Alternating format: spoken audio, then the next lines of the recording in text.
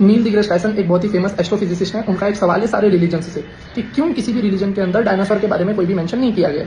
उसका जवाब वो खुद ही देते हैं। वो कहते हैं क्योंकि ये सारे रिलीजन्स बहुत बाद में आए, तो जिन लोगों ने रिलीजन्स को बनाया या धार्मिक किताबों को कंपाइल किया, उन लोगों को कोई आइडिया ही नहीं था कि इस धरती पे कभी डायनासोर जैसा भी कोई जीव हुआ होगा। इसका सीधा सीधा मतलब है कि सब रिलीजन बाद में आए हैं, क्योंकि किसी भी धार्मिक बुक में डायनासोर का जिक्र नहीं है। मतलब इसका सवाल कितना बेहुदा है, इस पर आपको भी हंसी आएगी। इसका सवाल कुछ इस तरह का है, यार केमिस्ट्री की बुक में ना फोटोसिंथेसिस के बारे में नहीं बताया गया, और बायोलॉजी की बुक में केमिकल रिएक्शन के बारे में नहीं बताया गया, और आइंस्टाइन की इक्वेशन बायोलॉजी और केमिस्ट्री में नहीं है। इसका सवाल भी कुछ इस तरह का ही है कि धार्मिक बुक में डायनासोर का जिक्र नहीं है। अब मैं इसका सवाल का जवाब देता हूँ। मैं मुसलमान हूँ तो मेरी धार्मिक बुक कुरान है, तो मैं उसके अकॉर्डिंग इसका जवाब दूंगा। इसके लिए सबसे पहले मैं ये समझना पड़ेगा कि कुरान कोई साइंस की टेक्स्ट बुक नहीं है। कुरान का मेन गोल है कि इंसान को स्पेशली गाइड करना, इंसान को मोरल और एथिकल वैल्यूज देना और अल्लाह की साइंस को रिफ्लेक्ट करना। वैसे भी कुरान या कोई भी धार्मिक किताब डायनासोर वर्ड का यूज कैसे करती, जबकि ये वर्ड ही 1842 में कॉइंड हुआ था। अगर मान भी लो कि कुरान में डायरेक्ट डायनासोर का जिक्र होता, क्या तू तब मानता कि कुरान अल्लाह की किताब है? नहीं मानता। तू तब भी कहता कि ये कोइंसिडेंट है। जिसे कुरान में एम्ब्रियोलॉजिकल डेवलपमेंट लिखा है उसको तुम नहीं मानते। कुरान में वाटर साइकिल लिखी है, तुम उसको नहीं मानते। कुरान में बिग बैंग थ्योरी लिखी है, तुम उसको नहीं मानते। और कुरान में ऐसी बहुत सारी आयतें हैं जो अल्लाह के साइंस को रिफ्लेक्ट करती हैं, और कुरान इन सब के लिए जनरल टर्म यूज करता है, जैसे दाब्बा,